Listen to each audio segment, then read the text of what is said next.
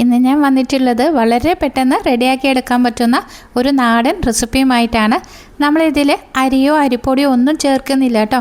ഇതൊന്നുമില്ലാതെ വളരെ ചുരുങ്ങിയ സമയത്തിനുള്ളിൽ നമുക്ക് സോഫ്റ്റാക്കി ഉണ്ടാക്കിയെടുക്കാൻ പറ്റുന്ന ഒരു സൂപ്പർ പലഹാരമാണ് ഇത്. നിങ്ങൾക്ക് തീർച്ചയായിട്ടും ഇഷ്ടപ്പെടും. വളരെ കുറച്ച് ഇൻഗ്രീഡിയൻസ് മാത്രം മതി ഈ ഒരു റെസിപ്പി റെഡിയാക്കിയെടുക്കാൻ.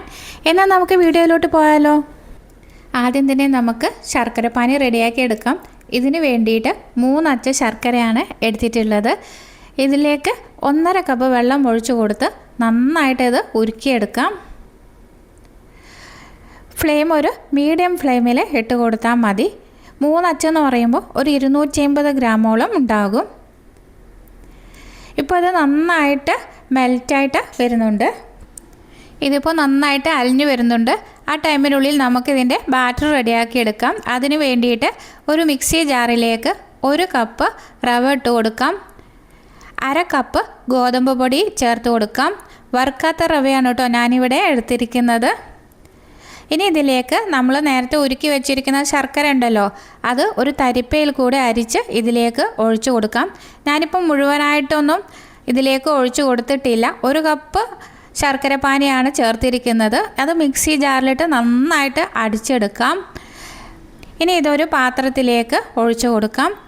റവയുടെ തരിയൊക്കെ കുറേശ്ശെ ഉണ്ടാവും കേട്ടോ. അത് നമ്മുടെ അപ്പത്തിന് നല്ല ടേസ്റ്റ് ആയിരിക്കും, കുറച്ച് തരിയൊക്കെ ഉള്ളത്. ഇതിനി ഒരു 10 മിനിറ്റ് നേരം റെസ്റ്റ് ചെയ്യാൻ വെക്കാം. ഇപ്പോൾ 10 മിനിറ്റ് കഴിഞ്ഞ് നോക്കുമ്പോൾ റവയൊക്കെ നന്നായിട്ട് ഇതിൽ കുതിർന്ന് വന്നിട്ടുണ്ട്. ഇനി ഇതിലേക്ക് 1 ടീസ്പൂണ് എള്ള് ചേർത്ത് കൊടുക്കാം. 1/2 ടീസ്പൂണ് ചെറിയ ജീരകം, 1/2 ടീസ്പൂണ് ഏലക്കാപ്പൊടി എന്നിവ ചേർത്ത് കൊടുക്കാം. ഒരു 1/4 ടീസ്പൂണ് ബേക്കിംഗ് സോഡ ചേർക്കാം. ഇനി നന്നായിട്ട് ഇത് ഇളക്കി യോജിപ്പിച്ചെടുക്കാം. നന്നായിട്ട് മിക്സ് ചെയ്തെടുക്കാം. ഇപ്പം ബാറ്റർ കുറച്ച് തിക്കായിട്ടാണ് ഉള്ളത്. അതുകൊണ്ട് നമ്മൾ നേരത്തെ മുഴുവനായിട്ടും ശർക്കര പാനി ചേർത്തിട്ടില്ലായിരുന്നു. കുറച്ച് ഭാഗോളം മാറ്റി വെച്ചിട്ടുണ്ടായിരുന്നു. അത് ഇതിലേക്ക് ഒഴിച്ചു കൊടുത്ത് നന്നായിട്ട് ഇളക്കി യോജിപ്പിച്ചെടുക്കാം. അഥവാ ശർക്കരപ്പാനി നിങ്ങളുടെ കയ്യിൽ ഇല്ലെങ്കിൽ അതിന് പകരം ഇളം ചൂടുവെള്ളം ഒഴിച്ചു കൊടുത്ത് ഇതേമാതിരി ബാറ്റർ റെഡിയാക്കി എടുക്കണം. വല്ലാതെ ലൂസായി പോകരുത്, അതേമാതിരി തിക്കായിട്ട് മാറരുത്. തിക്കാവുകയാണെങ്കിൽ നമ്മുടെ അപ്പത്തിൻ്റെ ഉള്ളിൽ വെന്ത് കിട്ടാൻ ബുദ്ധിമുട്ടായിരിക്കും. ഇതേമാതിരിയുള്ള ഒരു പരുവത്തിൽ വേണം മാവ് റെഡിയാക്കി എടുക്കാൻ. ഇനി ഇതിലേക്ക് ഒരു നുള്ള് ഉപ്പ് ചേർത്ത് കൊടുക്കാം. ഉപ്പ് ചേർത്തതിന് ശേഷം നന്നായിട്ട് വീണ്ടും ഒന്ന് ഇളക്കി യോജിപ്പിച്ചെടുക്കാം. ഇനി ഈ ബാറ്റർ നമ്മൾ റെസ്റ്റ് ചെയ്യാൻ വെക്കേണ്ട ആവശ്യമില്ല, അപ്പോൾ തന്നെ നമുക്ക് ചുട്ടെടുക്കാവുന്നതാണ്. ഈ നമ്മൾ കോരി ഒഴിക്കുമ്പോൾ ഇതേമാതിരി വീഴുന്ന പരുവത്തിൽ വേണം മാവ് റെഡിയാക്കി എടുക്കാൻ. ഇനി ഒരു ചീനച്ചട്ടി അടുപ്പിലേക്ക് വെക്കാം. അതിലേക്ക് ഓയിൽ ഒഴിച്ചു കൊടുക്കാം. ഓയിൽ നന്നായിട്ട് ചൂടായി വരുമ്പോൾ ഓരോ തവി മാവും ഇതേമാതിരി കോരി ഒഴിച്ചു കൊടുക്കാം.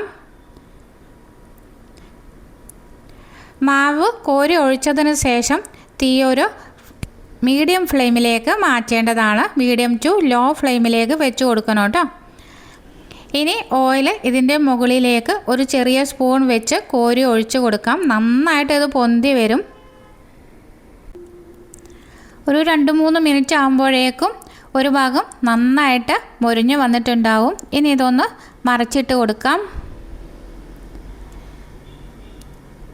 തീ ഒരിക്കലും ഹൈ ഫ്ലെയിമിൽ വെക്കരുത് കേട്ടോ. ഹൈ ഫ്ലെയിമിൽ വെക്കുകയാണെങ്കിൽ പെട്ടെന്ന് തന്നെ കരിഞ്ഞു പോകും. ഇനി മറുഭാഗവും നന്നായിട്ട് വെന്തതിന് ശേഷം ഇത് കോരി മാറ്റി വെക്കാം. തീരെ ഓയിൽ കുടിക്കുന്നില്ല കേട്ടോ. നിങ്ങൾ ട്രൈ ചെയ്ത് നോക്കുമ്പോൾ അറിയാവുന്നതാണ്. ഇനി അടുത്ത അപ്പവും നമുക്ക് ഇതേമാതിരി തന്നെ റെഡിയാക്കി എടുക്കാം. എന്നിട്ട് കുറേശ്ശെ എണ്ണ ഇതിൻ്റെ മുകളിലേക്ക് ഒഴിച്ചു കൊടുക്കാം. അപ്പോൾ നന്നായിട്ട് അപ്പം വീർത്ത് വരും കേട്ടോ. ഇതേമാതിരി എല്ലാ അപ്പവും റെഡിയാക്കി എടുക്കാം. പെട്ടെന്ന് തന്നെ നമുക്ക് ഗസ്റ്റൊക്കെ വരികയാണെങ്കിൽ ഒരു 10 മിനിറ്റ് മതിയാവും ഈ ഒരു റെസിപ്പി റെഡിയാക്കി എടുക്കാൻ. നെയ്യപ്പത്തിനേക്കാളും നല്ല സോഫ്റ്റാണ് കേട്ടോ ഈ ഒരു അപ്പം. അപ്പോൾ നിങ്ങൾ തീർച്ചയായിട്ടും ഇതുണ്ടാക്കി നോക്കണം കേട്ടോ. ഇഷ്ടപ്പെടുകയാണെങ്കിൽ ലൈക്ക് ചെയ്യാനും നിങ്ങളുടെ ഫ്രണ്ട്സിനും റിലേറ്റീവ്സിനൊക്കെ ഷെയർ ചെയ്ത് കൊടുക്കാനും മറക്കരുത്. പുതുതായി ഏതെങ്കിലും കൂട്ടുകാർ ചാനൽ കാണുന്നുണ്ടെങ്കിൽ ചാനലിനെ സപ്പോർട്ട് ചെയ്ത് സബ് ചെയ്യാനും കൂടി മറന്നു പോകരുത്. വലതുവശത്ത് കാണുന്ന ബെല്ലൈക്കൺ ക്ലിക്ക് ചെയ്ത് ഓൾ എന്ന് പ്രസ് ചെയ്താൽ മാത്രമേ ഞാനിടുന്ന അടുത്ത വീഡിയോയുടെ നോട്ടിഫിക്കേഷൻ നിങ്ങൾക്ക് ലഭിക്കുകയുള്ളൂ. അടുത്ത നല്ലൊരു വീഡിയോയുമായി വീണ്ടും കാണാം. Thank you for watching. Bye bye.